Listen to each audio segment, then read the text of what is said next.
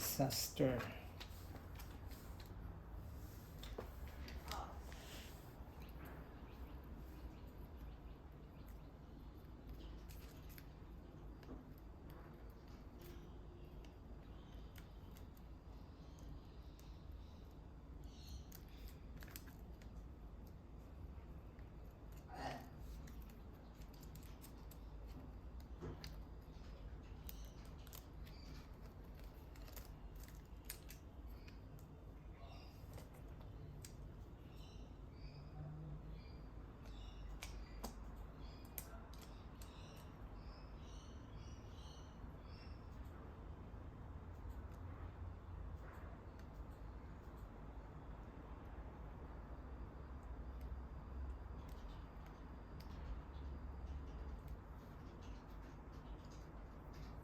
Hello guys, good morning.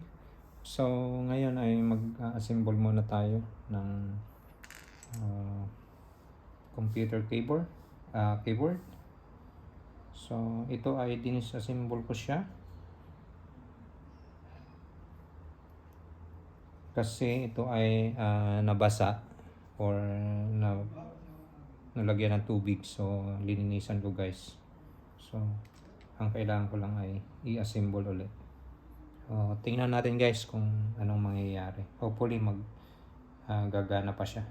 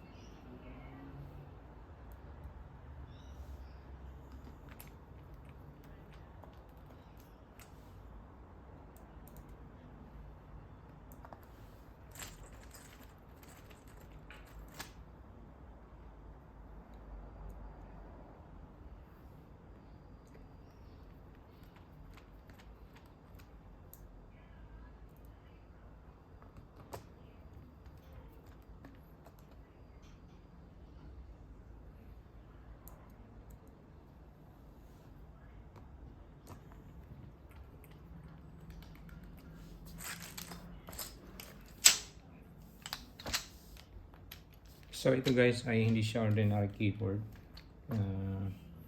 Mayroon na siyang mouse and then may mga shortcut na siya para madaling i-operate. So kahit wala ka ng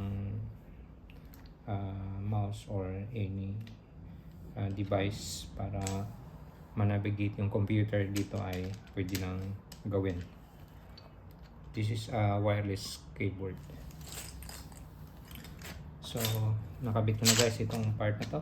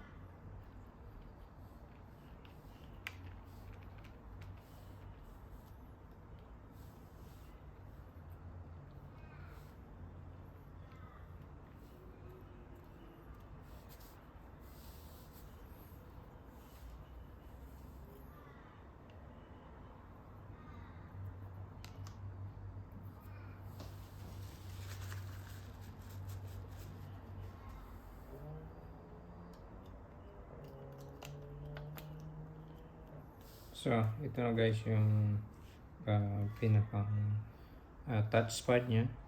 Dalawang layer. Ito ang maganda dito sa keyboard na to. Pwedeng linisan yung pinakang touchpad. So, ang ginawa ko lang, binilad ko muna siya for I think 2 hours. So, para matuyo siya.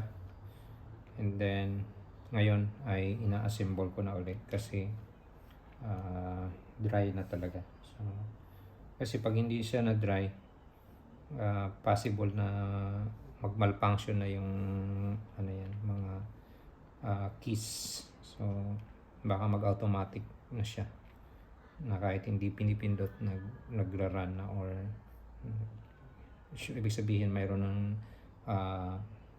short circuit na yung keypad. So, kaya pinatuyo ko muna sa guys.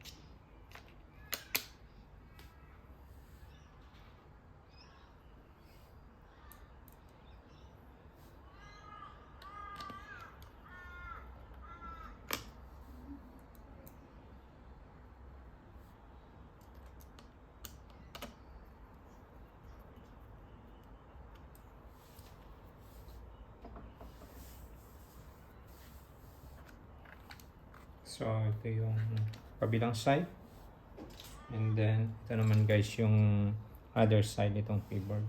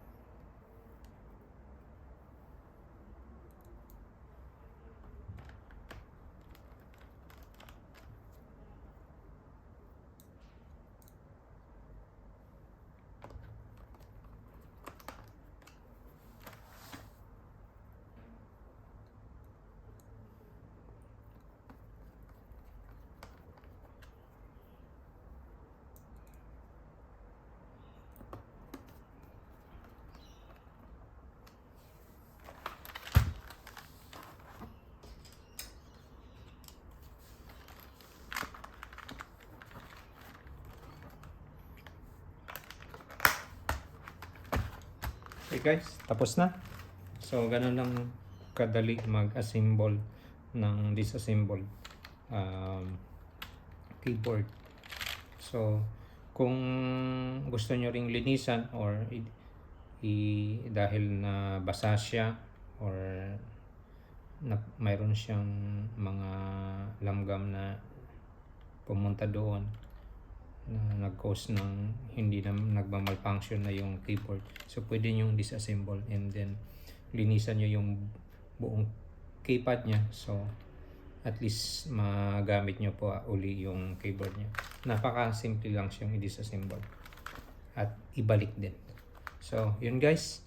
Huwag nyo kalimutan na i-subscribe yung aking YouTube channel at I hope na mayroon kayong konting natutunan sa paano mag-disassemble or mag-assemble ng ganitong device. Thank you very much. God bless.